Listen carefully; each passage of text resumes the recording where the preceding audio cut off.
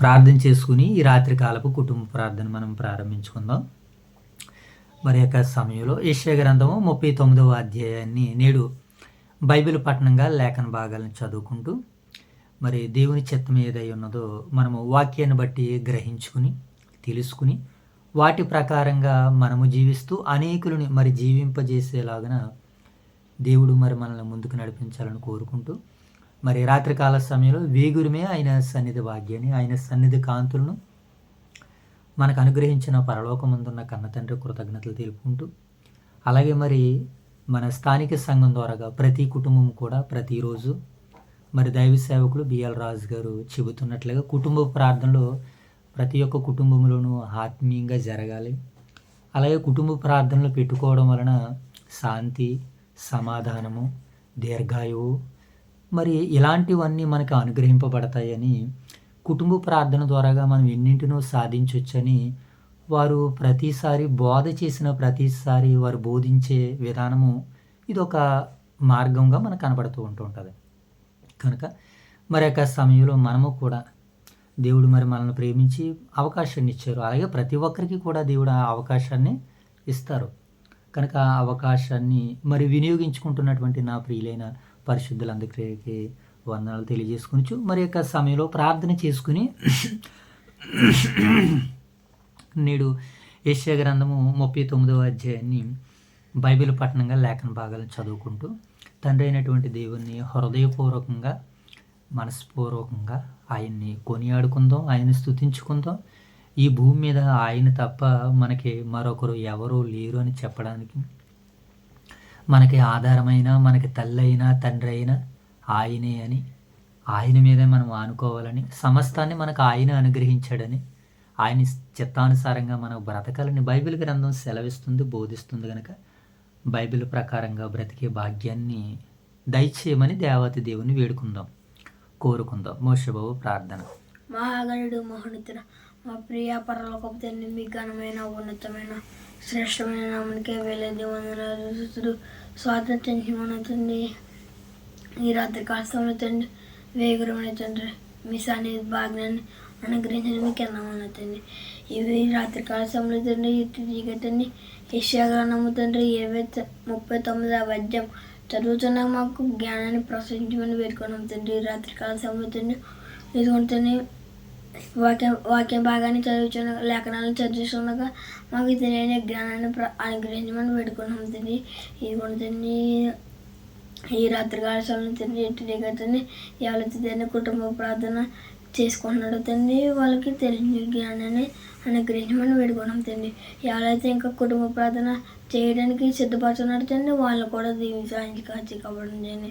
ఇంకా జరగబోతున్న ఈ పరిచయలో మీకు మహిమకరంగా మాకు దీవెన కనుక ఆశీర్వాదంగా మీరు జరిగించమని నడిపించమని యేసుక్రీస్తు నామములో ఆడి వేడుకుంటున్న మా ప్రియ పరలోకపు తండ్రి ఆమేన్. వెరీ గుడ్ నాయన. జై తల్లి ప్రార్థన. మహోన్నత పాత్రని కణమైన స్వస్తిగా తండ్రి ఈ రాత్రికాల సమయంలో వేగరమే తండ్రి ఈ పాసల్లో కొడుకులు చేసింది అంతంగా తండ్రి. ఈ రాత్రికాల సమయంలో తండ్రి ఈ శేఖరం తండ్రి 39 చదువుతుండగా సౌండ్ ఎన్నికండి తండ్రి వెతుపడే వాగుతుంది మరో వరకు మరి నీళ్ళు కట్ట చేయండి తండ్రి. ఇలా వేసుకుని మీ బిడ్డలందరినీ దేశానికి ఆగునారికి ఎంత దయచేయండి తండ్రి.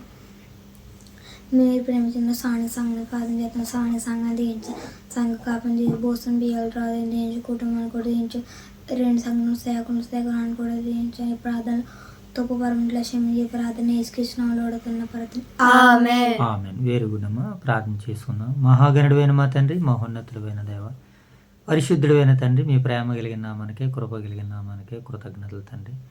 దేవ ఈ రాత్రికాల సమయంలో వేగరమే మీ సన్నిధి భాగ్యాన్ని ఇచ్చినందులో కృతజ్ఞతలు దేవ.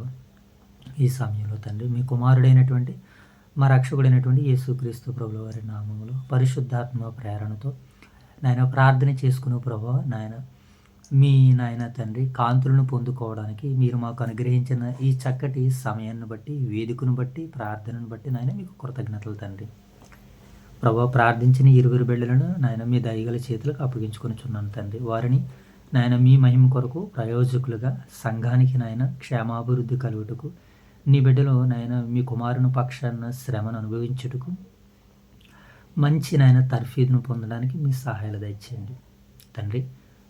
మరి యొక్క రాత్రికాల సమయంలో మీరు మమ్మల్ని ప్రేమించి ఇచ్చినటువంటి స్థానిక సంఘాలను, ఓదూరు వైఎస్ఆర్ నగర క్రీస్తు సంఘాలని, సంఘంలో ఉన్నటువంటి నాయన పరిశుద్ధులందరినీ, పెద్దలందరినీ, పురుషులందరినీ, స్త్రీలందరినీ, సండే స్కూల్ బిడ్డలు మొదలుకొని వృద్ధులు మొదలుకొని తండ్రి, అనాథులను, దిక్కులేనటువంటి బిడ్డలను అందరినీ మీ దయగల చేతులకు అప్పగించుకుంటున్నాం ప్రభా. సంఘాన్ని క్షేమాభివృద్ధిగా నడిపిస్తున్నటువంటి మా ప్రియులు దైవ సేవకులు రాజు గారిని, రాణి గారిని, వారిని ప్రేమించి ఇచ్చినటువంటి నాయన 2 బహుమానాలు, కుమారుని బట్టి కుమార్తెను బట్టి మీకు వందనాలు ప్రభు. వారి కుటుంబం అంతా చక్కటి పరిచర్య చేసి ప్రభు నాయన మీ ముఖ కాంతిని తండ్రి నాయన వారు పొందుకునే ప్రభు అనేక మందిని వెలిగించడానికి వారు ఎంతగానో వ్యయ ప్రయాసలు పడుతున్నారు ప్రభు. సేవకుల యొక్క నాయన కష్టాన్ని, వారు పడుతున్నటువంటి శ్రమను గుర్తించి ప్రభు వారికి మంచి సహకారులుగా నాయన వెనువెంట నాయన పరిగెత్తడానికి మీ సహాయాలు మాకు అనుగ్రహించమని వేడుకుంటున్నాం తండ్రి.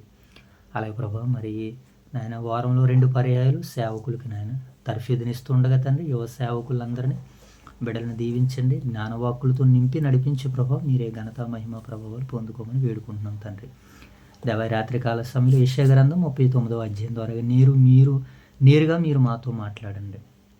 యెషయా నాయన తండ్రి ప్రవక్త ద్వారాగా, అలాగే హిజ్కియా రాజు ద్వారాగా మేము ఏమైతే నేర్చుకోవాలని మీరు ఆశించినైనా ఈ సమయంలో మాకు ఈ భాగ్యాన్ని ఇచ్చారో ప్రభా, మా యొక్క వ్యక్తిగత జీవితాలను దిద్దుకుని తండ్రి మీ మహిమ కొరకు జీవించడానికి మీ సహాయాలు తెచ్చండి. లేఖనాలలో ఉన్నటువంటి వెలుగును చూడగలిగేటువంటి నేత్రాలను మాకు అనుగ్రహించమని మా రక్షకుడైన యేసుక్రీస్తు వారి నామములో ఈ ప్రార్థన మీకు సమర్పిస్తున్నాం తండ్రి. ఆమేన్. వెరీ గుడ్ నైనా, మంచిది.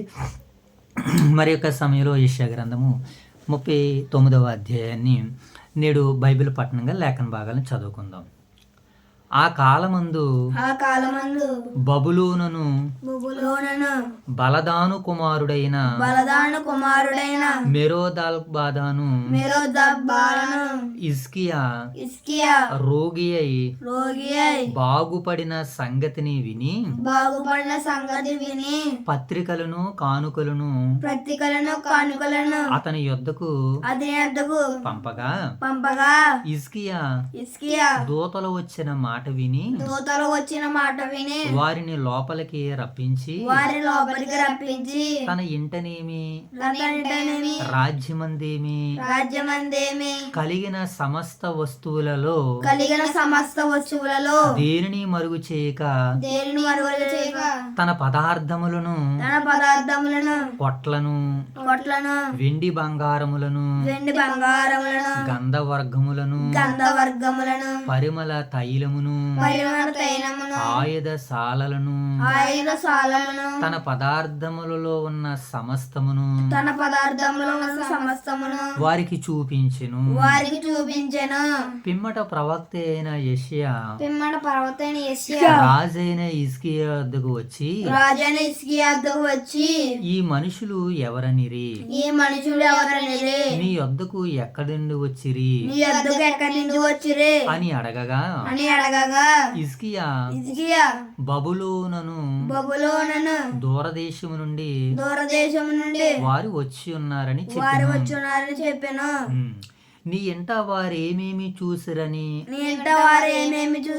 అతడు అడగగా హిజ్కియా నా పదార్థములలో వారికి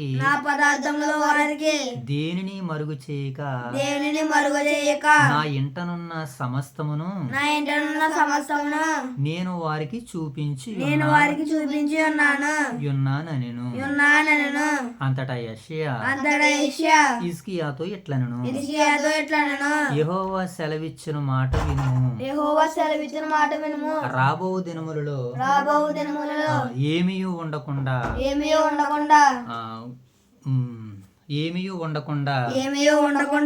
మార్చి దానిని అంతటిని బబులోను పట్టణమునకు ఎత్తుకొని పోవుదురని సైన్యములకు అధిపతి యెహోవా సెలవిచ్చుచున్నాడు.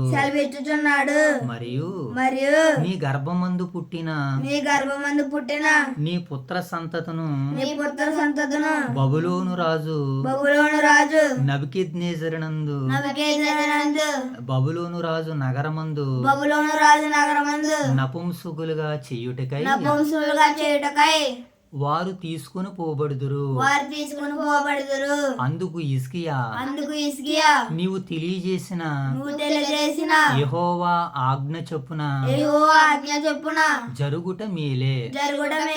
నా దినములలో సమాధాన సత్యములు కలుగును గాక అని యెషయాతో అనెను. దేవుడి యొక్క పరిశుద్ధ వాక్యాన్ని నేడు మన వినికిడిలో 30 60 100 ఫలింపజేయును గాక. ఆమేన్. రైట్, మంచిది నాయన. మరి ఇక్కడతో హిజ్కియా రాజు గారి యొక్క పరిపాలనా కాలము, హిజ్కియా రాజు గారి యొక్క భక్తి జీవితము, హిజ్కియా రాజు గారి యొక్క విశ్వాస జీవితము, హిజ్కియా రాజు గారి యొక్క ప్రార్థనా జీవితము మనము 36 అధ్యాయాల నుంచి మనం చూస్తున్నాం. ఏం బాబు మోషబాబు, ఎన్నో అధ్యాయం నుంచి మనం చూస్తున్నాం? 36 అధ్యాయం నుంచి హిజ్కియా రాజు గారి యొక్క పరిపాలన కాలము, ఆయన దేవుని పట్ల ఉంచినటువంటి భయభక్తులు, శత్రువు దాడి వారి మీదకు వచ్చినప్పుడు ఆయన ఎలా ప్రార్థనతో విజయాన్ని సాధించాడో, మరి విశ్వాసంతో ఎలా ముందుకెళ్ళాడో, శత్రువు దాడి చేస్తున్నప్పుడు ప్రతి దాడి చేయకుండా ప్రభు చిత్తాన్ని ఎరిగినటువంటి వాడిగా, ఒక చాలామంది రాజులలో ఒక నెంబర్ 1 రాజుగా, యోధా రాజుగా పేరెన్నిక కలిగినటువంటి వాడు ఈ హిజ్కియా రాజు గారు. ఉదాహరణకి ప్రియులారా, ఎవరిలోనైనా బలహీనతలు ఉంటాయి. బలహీనతలు ఎవరిలో ఉంటాయనంటే భక్తుల్లో ఉంటాయి. ఎవరిలో ఉంటాయనైనా బలహీనతలు? భక్తుల్లో ఉంటాయి. కనుక ఆ బలహీనతల్ని ఎవరైతే ప్రభు చేతులకు అప్పగిస్తారో వారిని బలవంతులుగా చేస్తానంటున్నాడు. లోకానికి ఒకవేళ మనం బలహీనులుగా కనబడినా, రోగులుగా కనబడినా, ప్రభు దృష్టికి మనం ఎలా కనబడతాం తెలుసా? నా మంచి కుమారుడా అని అంటాడు నన్ను చూడగానే. లోకంలో ఉన్నవారు ఎన్నైనా అనుకోనివ్వండి, కానీ వాటిని మనం పక్కన పెట్టాలి. సో ఈ సందర్భానికి వచ్చేసరికి హిజ్కియా గారి మీద ఒక నేరారోపణ వేయడం జరిగింది. వాస్తవానికి ఇది ఏంటి అని అంటే, ఒక మాట దేవుడు బైబిల్ గ్రంథంలో రాయించాడు. హిజ్కియా హృదయంలో ఏమున్నదో తెలుసుకోవడానికి దేవుడు ఈ యొక్క ఒక పరీక్షను పెట్టినట్లుగా మనకు కనబడుతుంది. ఏంటనైనా ఒక పరీక్షను పెట్టినట్లుగా కనబడుతుంది. భక్తులందరినీ దేవుడు ఏం చేస్తూ ఉంటుంటాడు అంటే పరీక్షిస్తూ ఉంటుంటాడు. ఆ పరీక్షలో నా కుమారుడు నిలబడతాడా, పడిపోతాడా? పడిపోయాడు అనుకోండి, మనల్ని ఏం చేస్తాడో తెలుసా? మరలా తిరిగి నిలబెట్టుకోవడానికి ఆయన ప్రయత్నం చేస్తాడు. ఆ తర్వాత ఏం చేస్తాడంటే మరలా మనకంటే యోగ్యమైనటువంటి వారిని, గొప్పవారిని దేవుడు నిలబెట్టుకోవడానికి ప్రయత్నం చేస్తాడు. ఎప్పుడైనా సరే దేవుడు కొలిచే కొలత ఈ రీతిగానే కనబడుతుంది. మనకంటే శ్రేష్టమైనటువంటి వారిని దేవుడు నిలబెట్టుకుంటాడు, ఆయన పనిని జరిగించుకుంటూ ఉంటాడు. హిజ్కియా రాజు గారు చేసినటువంటి ఆ యొక్క పరిపాలన నిజంగా దేవుడు ఏదైతే యోధా రాజ్యం మీద ఆశించాడో, యోధా రాజ్యం మీద ఆశించిన దానిని అంతటిని హిజ్కియా రాజు గారు జరిగించి చూపించాడు ఆయన. మనము 36 అధ్యాయము, 37 అధ్యాయము, 38 అధ్యాయము, 39 అధ్యాయము ఆయన కొరకు టూకీగా వ్రాయించాడు అంతే ఇక్కడ యెషయా గారు. వాస్తవానికి దినవృత్తాంతాల గ్రంథంలోను, రాజుల గ్రంథంలోను ప్రస్ఫుటంగా ఆయన చేసినటువంటి సేవ గురించి, పరిచర్య గురించి వ్రాయబడింది.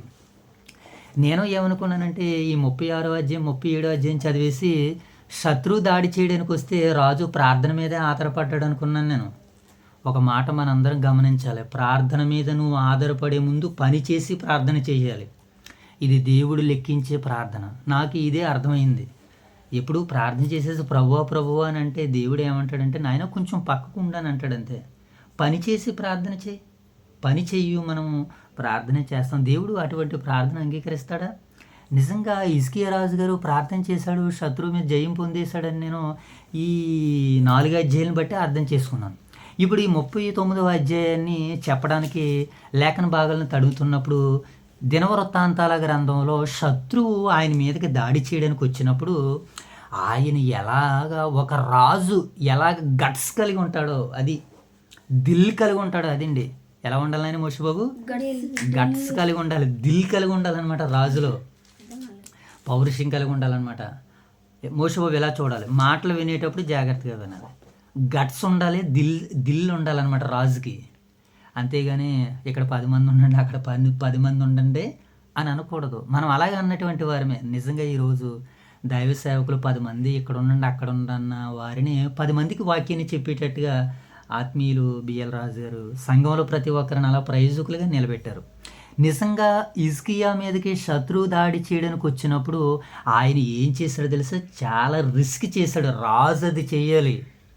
రాజు ఏం చేయాలైనా రిస్క్ చేయాలి. ప్రజల కొరకు రిస్క్ చేయలేందే ఎవడో కూడా రాజుని అనిపించుకోవడం. నిజంగా ఈ సందర్భాలన్నీ చదువుతున్నప్పుడు మన స్థానిక సంఘాన్ని నడిపిస్తున్నటువంటి దైవ సేవకులు వారి ఆలోచనలకు తల వంచుతున్నటువంటి తలమానికలుగా ఉన్నటువంటి పునాదులుగా ఉన్నటువంటి పెద్దలు, యువ దైవ సేవకులు వీళ్ళందరూ ఒక ఆయన మాట మీద అలా పట్టు కలిగి నిలబడగలుగుతున్నారనంటే ఇదిగో పరిశుద్ధ గ్రంథం పట్ల ఆయనకున్నటువంటి మక్కువ, పరిశుద్ధ గ్రంథం పట్ల ఆయనకున్నటువంటి ఒక అనుభవం. ఎవరైనా ఏదైనా అనుకోనివ్వండి, నా దేవుడికి నేను మధ్య వారధిగా ఉన్నాను. ప్రజలు ఎవరండి? మంచి చేస్తే ఎదుటికి మంచి చేసామనుకో మీరు చాలా మంచూరండి అంటారు. మన పక్షాన మాట్లాడలేదనుకో పాస్టర్ గారు నా పక్షాన మాట్లాడతలేదండి అని మనం ఊరికి తోలనాడేస్తూ ఉంటుంటాం. ఎవరు మనల్ని తోలనాడకపోయినా మనం న్యాయాన్ని బట్టే తీర్పు తీర్చాలి. మన ఆదివారంలో దైవ సేవకులు నిన్న మనకి అదే కదా వాక్యాన్ని వివరించారు. ఆయన పక్షపాతం చూపించకూడదు. న్యాయాన్ని బట్టి నువ్వు తీర్పు తీర్చాలి. మీ అన్నయ్య మీ తమ్ముడు నో, ఎవరికి ఎంత భాగం అయితే వస్తుందో సరిహద్దుల్లో ఆ భాగాన్ని ఇద్దరు తీసుకోవాల్సిందే. పెద్దనాన్న ఇక్కడ దాకా అక్కడ దాకా అని అనేవాడు. ఆయనకి ఏం తెలియదు. నేనే సెటిల్ చేసి ఎవరెవరికి ఎంత భాగం రావాలో, ఎవరెవరికి ఎంత భాగం వస్తుందో నేనే మన గృహాన్ని ఇటు రీతిగా నేను పక్షపాతం లేకుండా దీన్ని ముందుకు నడిపించడం జరిగింది. సో రైట్, ఇలాగా ఏం జరుగుతుందంటే హిజ్కియా రాజు ఏం చేశాడనంటే గట్స్ కలిగి, ధైర్యం కలిగి ప్రార్థన చేయలేదు. మనం మోకాలు వేసుకుని ప్రార్థన చేస్తే ఏంట్రా దొరబాబు ఈ ప్రార్థన, పని చేసి నాకు ప్రార్థన చేయరా అంటాడు ఆయన. ఏనా కనుక మరి హిజ్కియా రాజు గారి మీదకి అశూరు సైన్యాలు మోహరించడానికి వచ్చినప్పుడు ఆయన ఏం చేశాడు అయ్యానంటే శత్రువు దాడి చేస్తున్నప్పుడు మెలకువ కలిగి ఆ రాజ్యానికి ప్రజలకి కావలసినటువంటి నీరుని, ఆహారాన్ని, వీటినన్నిటినీ, సర్వాన్ని, సమృద్ధిని కొనుగోలు చేయాలి. ఆ రాజ్యంలో వారికి అందరికీ సరఫరా చేయడానికి వాటిని అన్నిటినీ సిద్ధపరిచేశాడు. మనం ఏమనుకున్నామంటే ఆయన ప్రార్థన చేశాడు అనుకున్నాం. ప్రార్థనకు ముందు పని చేశాడు ఆయన. అది గమనించాలి మనం. అంత గొప్ప రాజు, మహారాజు, యూదులందరిలో పేరెన్నిక కలిగినటువంటి ప్రాముఖ్యమైన రాజు, యువరాజు. ఎవరినైనా యువరాజు అయినా యువరాజు గారు మరి ఏం చేశాడు, ఎలాంటి కార్యాలు చేశాడు, ఆయన ఘనచరిత్ర ఏమని మనకి సెలవిస్తుందో దినవృత్తాంతాల గ్రంథం దగ్గరికి వెళ్దాం ఒకసారి. ఎలాగేమైనా నీ బైబిల్ కంటే నా బైబిలే బాగా తల్లి వదిలేయమ్మా. ఎందుకంటే మనకి ఇంకా చూపు వచ్చేసింది, అన్నీ వచ్చేసింది. ఇక నుంచి మరి ఈ దైవ పరిచర్ని దేవుడు ముందుకు నడిపించాలి. సరే, 2వ దినవృత్తాంతాల గ్రంథము 8వ అధ్యాయము 32వ అధ్యాయము 32వ అధ్యాయము. నీ ఎలాగేమో ఈ బైబిల్లో నేను టికెట్ కొన్నట్టున్నాను మోసబాగా. 32వ అధ్యాయము 7వ వచనం చదువు. మీరు దిగులు పడకుడి, ధైర్యం విడకడి, అశూరు రాజైనను అతనితో కూడానున్న సైన్యం అంతటికైనను మీరు భయపడవద్దు, విస్మయము పొందవద్దు. అతనికి కలిగి ఉన్న సహాయం కంటే ఎక్కువ సహాయం మనకు కలదు. అంటే విశ్వాసుల్లో ఏవి నూరు పోస్తున్నాడనంటే రోషాన్ని నూరు పోస్తున్నాడు, పౌరుషాన్ని నూరు పోస్తున్నాడు. రాజుకి గట్స్ ఉన్నటువంటి రాజుకి, పరిపాలించే అధికారికి ఉండవలసింది మొట్టమొదటి మాట ఏంటంటే ముందడుగు ఉండాలి. ఏముండాలమ్మా? ముందడుగు ఉండాలి. మనకు అన్నీ వెనకడుగులే. విశ్వాస జీవితంలో పౌరుషం గలవారై ఉండండి, మెలకువ గలవారై ఉండండి, రోషం గలవారై ఉండాలి. అలాంటి రారాజు ఎవరయ్యానంటే హిజ్కియా రాజు. ఆయన మోస్ట్ పవర్ఫుల్ ఒక వెపన్లా కనబడుతున్నాడండి. ఎక్కువ సహాయం మనకు కలదు. మాంస సంబంధమైన బాహువే అతనికి అండ మనకు సహాయము చేయుటకును, మన యుద్ధములను జరిగించుటకును మన దేవుడైన యెహోవా మనకి తోడుగా ఉన్నాడని చెప్పగా జనులు యోధారాజైన హిజ్కియా చెప్పిన మాటల యందు ఏం చేశారు? నమ్మకించాడు. ఆ రబ్షాకి ఏమని చెప్పాడు? మీరు హిజ్కియా చేత మోసపోకుండా మీ దేవుడు మిమ్మల్ని రక్షించలేడనంటే ఆ మాటలన్నీ విన్నారు కానీ వాళ్ళు ఏం చేయలేదు, నమ్మలేదు. ఎవరి మాటను నమ్మారు? హిజ్కియా రాజు గారు చెప్పినటువంటి మాట నమ్మారు. కారణం ఏంటి? ఆ రాజ్యానికి రాజు ఆయన గనక, ప్రజలు రాజు ఏం చెప్తే అది చెయ్యాలి గనక. ఇంకా ఆయన ఏం చేశాడో ఆ పై భాగాల్లో కూడా చదువు. ఒకసారి 5వ వచనం చదువు చూడండి. మరియు రాజు ధైర్యము తెచ్చుకుని పాడైన గోడ యావత్తు కట్టించి, ఏమంటే గోడను ఏం చేశాడట రాజు? ధైర్యం తెచ్చుకున్నాడట. రాజుకి ఏముండాలి తెలుసా? మొట్టమొదట ధైర్యం ఉండాలి. దేనికి ధైర్యము? యుద్ధం చేయడానికి, యుద్ధాన్ని చేయించడానికి. రాజుకి ఏం కావాలి ఇప్పుడు? ధైర్యం కావాలి. హిజ్కియా ఏం చేశాడట? చదువుదాం చూడండి అన్నమాట. 5వ వచనం చదువు. మరియు రాజు ధైర్యము తెచ్చుకుని పాడైన గోడ యావత్తు కట్టించి గోపురముల వరకు దానిని ఎత్తు చేయించి బయట మరి ఒక గోడను కట్టి దావీదు పట్టణములో మిల్లో దుర్గమును బాగు చేయించును. మరియు ఏటలను డాళ్ళును విస్తారముగా చేయించెను. జనుల మీద సైన్యాధిపతులను నియమించి పట్టణపు గుమ్మములకు పోవు రాజవీధుల్లోనికి వారిని తన యొద్దకు రప్పించి వారిని ఏలాగూ హెచ్చరిక చేసాను. ఎంత గొప్పగా చేశాడో చూడండి. ఇంకా పై మాట కూడా చదువు. 3వ వచనం చదువు చూడండి. 4వ వచనం చదువు. బహుజనము పోగై అశూరు రాజు దాని గురించి మాట్లాడుతూ కింద మాటలు అంటున్నాడు. మరియు రాజు ధైర్యం తెచ్చుకుని అంటున్నాడు కదా, అంటే ఈ దేశానికి ఏదైతే కావాలో అదంతా ఏం చేశాడంటే హిజ్కియా రాజు ఏం చేశాడు? వాటిని అన్నిటినీ ధైర్యంతో వాళ్ళందరినీ ముందుకు నడిపించినట్లుగా మనకి కనబడుతుంది. ఇంకా 11వ వచనం చదువు చూడండి. కరువు చేతను దాహము చేతను మిమ్మును చంపుటకై మన దేవుడైన యెహోవా అష్షూరు రాజుల చేతిలో నుండి మనలను విడిపించుచున్నాడని చెప్పి హిజ్కియా మిమ్మును ప్రేరేపించుచున్నాడు కదా. హిజ్కియా ఏం చేశాడు? వీళ్ళందరినీ ప్రేరేపించాడు దేవుని మాట ద్వారాగా.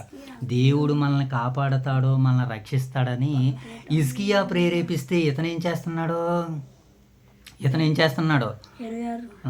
కనుక ఇలా మనం చూస్తున్నప్పుడు హిజ్కియా రాజు ఎలా ఉన్నాడంటే చాలా గట్స్ కలిగినటువంటి రాజుగా ఉన్నాడు. యుద్ధం చేశాడు. యుద్ధానికి ముందు ఏం చేశాడనంటే తనకు కావలసిన సామాగ్రిని అంతటిని దేశానికి ప్రజలకి ఒక నమ్మకాన్ని కలిగించాడు. అలాంటి రాజుకి ఏం కలిగిందనంటే ఇలాంటి రాజు కూడా ఒక బలహీనత వచ్చింది, అదే రోగం.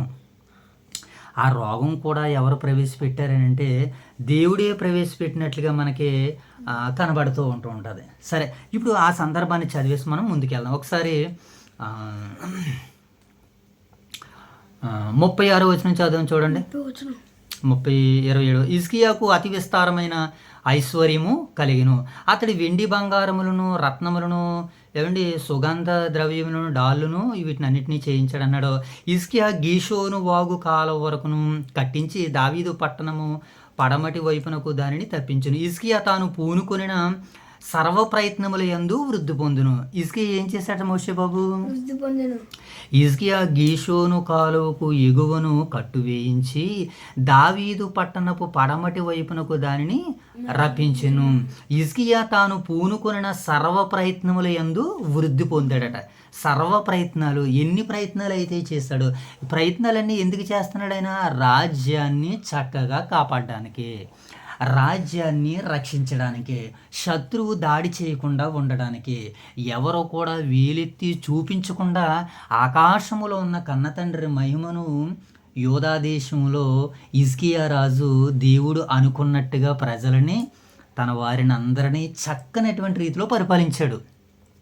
అంతలా పరిపాలించినటువంటి ఆయనకి ఒకానొక సమయంలో ఏం కలిగిందంటే మరణకరమైనటువంటి రోగం కలిగింది. నిన్న విన్న వర్తమానం అనేది. ఆ మరణకరమైనటువంటి రోగం కలిగినటువంటి తర్వాత, బాగుపడినటువంటి తర్వాత, ఇప్పుడు బబులోనీయులు దూరదేశం నుండి వచ్చి ఏం చేశారనంటే హిజ్కియా రాజు గారి దగ్గరికి వచ్చి అడుగుతున్నారనమాట. నీకు ఎలా స్వస్థత కలిగింది, నువ్వు ఎలా బాగుపడ్డావని అడిగినప్పుడు నాకు ఎలా దేవుడు తోడుగా ఉన్నాడని చెప్పి తన రాజ్యంలో ఉన్న వాటిని అన్నిటినీ చూపించాడు. నిజంగా ఆయన చూపించవచ్చు రైటే.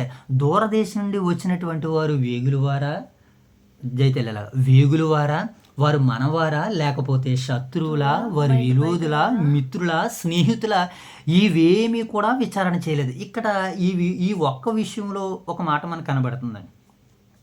నా చిన్నతనంలో ఒక సినిమా వచ్చింది మాస్ అని. మాస్, నాగార్జున గారి సినిమా. ఆ మాస్లో ఆడెక్కడ కూడా తప్పటడుగు వేయడు. ఒకే ఒక్క దిక్కున తప్పటడుగు వేసాడని లాయర్ గారు వచ్చి చెప్పేసి వెళ్ళిపోతాడు. ఒకే ఒక్క తప్పటడుగు వేశారట. అలాగే దీన్ని నేను అలాగని అనట్లేదు, దాంతో పోల్చట్లేదు, కానీ మనం మాట్లాడుకునేటువంటి సందర్భాన్ని చూసి మాట్లాడుతున్నప్పుడు హిజ్కియా రాజు కూడా ఎలా కనబడుతున్నాడనంటే దేవుణ్ణి ఆ సమయంలో ఏం చేయాలి అడగాలి ఒక్కసారి. ఎందుకనంటే దూరదేశం నుంచి వచ్చాడు అంటున్నాడు, ఇంట్లోకి ఆహ్వానిచ్చాడు, ఆయుధశాలలు చూపిస్తున్నాడు, రాజ్యంలో ఏదైతే ఎంత అయితే ఉందో దాన్ని అంతటిని చూపించేశాడు. ఉదాహరణకి ఏం చేయాలంటే నిజంగా ఆ హిజ్కియా రాజు గారి మీద పై ఆయన ఎవరున్నారు? ప్రవక్త అయిన యెషయా గారు ఉన్నారు.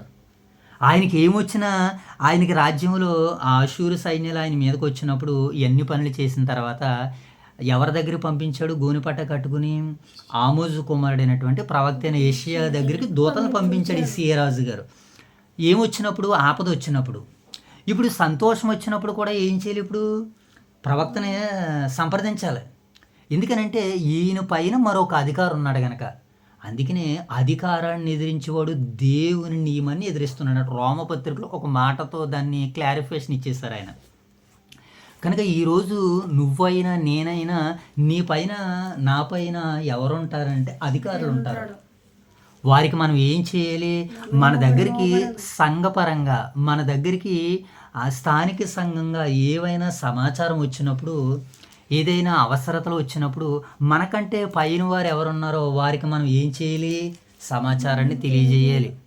అలా కాకుండా ఇప్పుడు మన ఓదూరు క్రీస్తు సంఘంలో ఉన్నటువంటి ఆ సంఘాన్ని చూడడానికి బయట నుంచి ఎవరో వచ్చారు. నన్ను చూసి ఏమండి దొరబాబు గారు మరి ఇక్కడ పరిచర్య గొప్పగా జరుగుతుందంట కదా, ఈ పరిచర్య ఇలా జరగడానికి మీ దగ్గర systems, sound system, light system, ఏమండి మీరు ఆపరేట్ చేస్తున్నటువంటి ఈ ల్యాప్టాప్లో ఈ వీడియో కెమెరాలు మాకు ఒకసారి చూపించండి అని అన్నారనుకో, నేను ఎవరి ఆలోచన లేకుండా వెళ్ళి ఒకసారి దేవాలయపు తలుపుల తాళాలు తీసుకుని వాటిని అన్నిటిని నేను చూపించేస్తూ ఉన్నాను అనుకోండి, ఎలా ఉంటుంది? అంటే వారు ఏం చేశారు? వాటిని అన్నిటినీ చూడడానికి వచ్చారా, లేకపోతే దాన్ని దొంగిలించడానికి వచ్చారా? వారు దొంగల మంచివారా కాదా అన్నది నువ్వు విచారణ చేయాలి. నువ్వు విచారణ చేయకపోగా వాళ్ళకి చూపించడం మొదటి తప్పు. మరొకటి ఏంటంటే నీ పైన అధికారిగా ఎవరున్నారో. నేను ఎవరి దగ్గర పనిచేస్తున్నాను? ఇప్పుడు దైవ సేవకులు రాజు గారి దగ్గర పనిచేస్తున్నాను కనుక ఏదైనా దైవపరంగా ఒక మాట, ఒక సమస్య లేదా ఒక ఆహ్వానం వచ్చినప్పుడు నేను ఎవరిని సంప్రదించాలి అని అంటే ఆయన్ని సంప్రదించాలి. మొత్తం అయ్యా రాజుగారు ఇలాగ నన్ను పలానా వారు వచ్చి ఇలా అడుగుతున్నారు సార్, దీనికి ఏంటండి అని అడిగితే, అయ్యా బాబు నేనే పంపించిన వారిని నువ్వు ప్రేమతో ఇంట్లోకి తీసుకుని వెళ్ళు, నీకు ఏదైనా కలిగి ఉంటే ఒక టీ ఏదోటి ఇవ్వు, 26వ తారీఖుని పెళ్ళి అంటున్నారు, మనం ఆ పెళ్ళికి వెళ్ళాలి బాబు అని ఆయన ఒక సెలవు ఇస్తాడు. ఆయనకి నేను ఫోన్ చేయకుండా నా ఇష్టానుసారంగా నేను చేశాను అనుకో, ఏమవుతుంది అప్పుడు? వాళ్ళు వచ్చి మన దగ్గర ఉన్నది ఏదో ఒక సమయంలో ఆనుపోను చూసి మన దగ్గర ఉన్నది దోచుకుని పోతారు. అలాగే హిజ్కియా రాజు దగ్గరికి కూడా అలా వచ్చారు పాపం. మరి ఆ రోజు ఆయనకి తెలియదు కదా, ఆయనకి మరణకరమైనటువంటి రోగంతో స్వస్థపరిచాడు అన్నప్పుడు హాస్పిటల్లో మన దగ్గరకు ఉన్నదప్పుడు ఎవరన్నా వచ్చారనుకో మనం అనుమానంతో చూస్తామా? ఎవరన్నా మంచం కింద బాంబు పెడతాడు అనుకుంటాం మన దగ్గరికి వచ్చిన ఏమనుకుంటాం మనం? ఆడేదో సహాయం కలిపి నా మీద ప్రేమ కలిగి వచ్చాడు రా బాబు అని ఆయన కూర్చోడు పెట్టి మన సెలలో ఎంత ఉందో, మనకు ఎవరెవరు ఫోన్ పెళ్లి చేశారో, మనకు ఎవరెవరు ఆర్థికంగా సహాయపడ్డారో, దైవ సేవకులు ఎంత ఇచ్చారో, విశ్వాసాలు ఎంత ఇచ్చారని మనం చెబుతూ ఉంటుంటాం. అలా చెప్పకూడదు ఏది కూడా. మనం ఎవరిని వచ్చినా ప్రేమగా చూపించుకుని, అయ్యా నేను బాగున్నాను, నా కొరకు ప్రార్థన చేయండి, నేను త్వరగా కోలుకునేలాగా సువార్త పని చేసేలాగా అని వారికి ప్రార్థనలు మనం జ్ఞాపకం చేసుకోవాలని వారిని పంపించాలి. అంతేగాని బలహీనతలు మనం వారికి చెప్పుకోకూడదు. నిజంగా ఇప్పుడు హిజ్కియా రాజు హృదయంలో ఏముందో తెలుసుకోవడానికి దేవుడే ఈ ప్రక్రియని జరిగించాడని మనం వాక్యం సెలవిస్తుంది. ఒకసారి 31వ వచనం చదువు. 32వ అధ్యాయము దినవృత్తాంతాల గ్రంథము 31వ వచనం చదువు. అతని దేశము ఆశ్చర్యకరముగా వృద్ధి పొందిను. వృద్ధి పొందుటను గూర్చి విచారించి తెలుసుకున్నట్టుకే బబులోను అధిపతులు అతని యొద్దకు పంపిన రాయబారుల విషయంలో అతనిని శోధించి అతని హృదయంలోని ఉద్దేశమంతయు తెలుసుకున్నట్టుకే దేవుడు ఏం చేశాడట? విడిచిపెట్టాడు. ఈ విషయంలో. అంటే ప్రవక్తను రానివ్వకుండా చేశాడు, ఇతనికి ఆలోచన రాకుండా కూడా దేవుడే చేశాడు. అంటే ఈ విషయంలో ఒక మాట మనకు రాయబడ్డది. ఏమని రాయబడ్డది? ఆ మాటను కూడా చదివేద్దాం. మనం కొంచెం కాస్తంత ధైర్యాన్ని తెచ్చుకుందాం. 22వ వచనం. అనేకులు యెరూషలేములో యెహోవాకు అర్పణలను, యోధారాజైన హిజ్కియాకు కానుకలను తెచ్చిచ్చిరి. ఇందువలన అతడు అప్పటి నుండి సకల దేశముల చేత ఘనత పొందెను. ఈ ప్రకారం హిజ్కియా యెరూషలేము కాపురస్తులకు అష్షూరు రాజు చేతుల నుండి వారిని నడిపించును అని వ్రాయబడింది. 17వ వచనం చదువుదాం చూడండి ఒకసారి. 25వ వచనం చదువుదాం చూడు మోషబాబు ఒకసారి. 25వ వచనం. అయితే హిజ్కియా మనసున గర్వించి తనకు చేయబడిన మేలుకు తగినట్టుగా ప్రవర్తించినందున అతని మీదకిని యోధా దేశముల వారి మీదకిని కోపము రాగా హిజ్కియా హృదయ గర్వము విడిచి, ఏమండి ఈయనకి ఏమొచ్చింది? హృదయ గర్వం వచ్చింది. ప్రవక్తన అడగలేదు, దేవుని చిత్తాన్ని తెలుసుకోలేదు, తన ఏదైతే అనుకున్నాడో దానిని జరిగించేసాడు. జరిగించిన తర్వాత ఆయన ఏమంటున్నాడో తెలుసండి?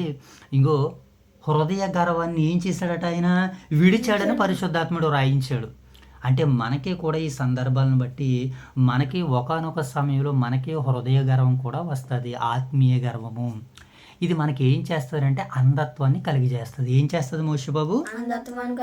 గుడ్డితనం కలగజేస్తే మనం బ్రతకడం చాలా కష్టమైపోతుంది.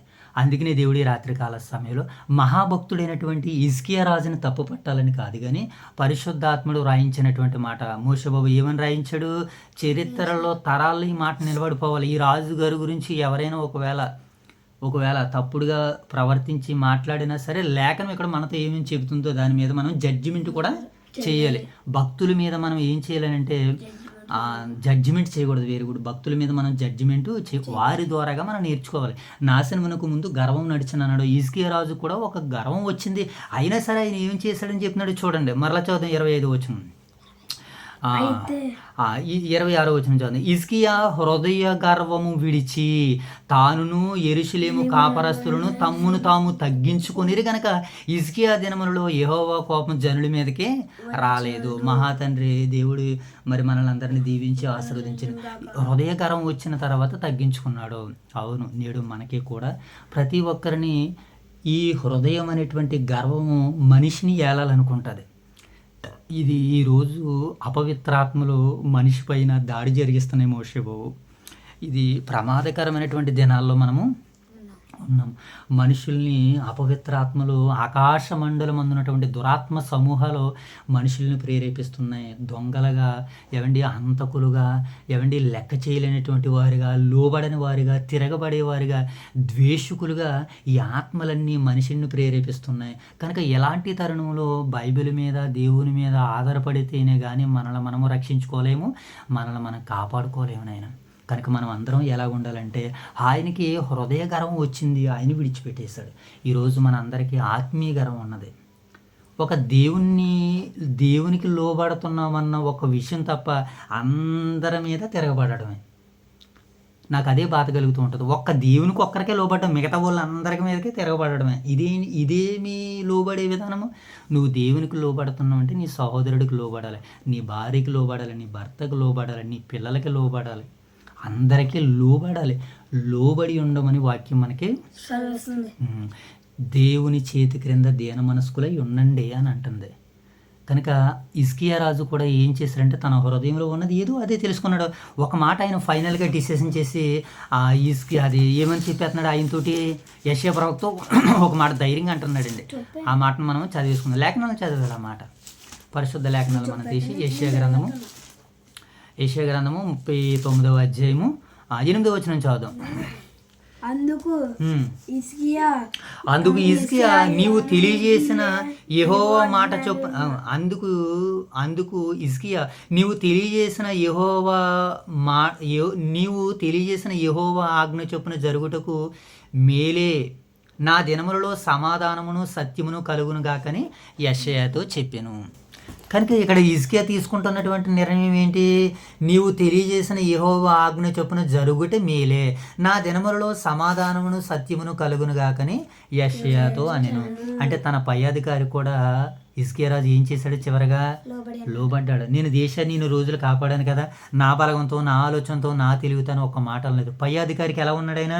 లోబడి ఉన్నాడు. లోబడి ఉన్నాడు. గర్వం వచ్చినా, అతిశయం వచ్చినా, అహంకారం వచ్చినా పెద్ద ఆయన వచ్చి చెప్పగానే తాను ఏం చేసుకున్నాడు? దిద్దుకున్నాడు. తగ్గించుకున్నాడు. నేడు మనము కూడా మన పైన నాయకులుగా ఉన్నవారు మన ఆత్మలను కాయిచు మన ఆత్మలకి లెక్క అప్పజెప్పవలసిన వారే ఉన్నారు కనుక వారిని మనం గౌరవించి ప్రేమించి వారు ఎలాగైతే మనల్ని సన్మార్గంలో నడిపించడానికి సిద్ధపడుతున్నారో మనము కూడా అలా నడుచుకోవడానికి మనము సిద్ధపడుతూ ఉండాలి.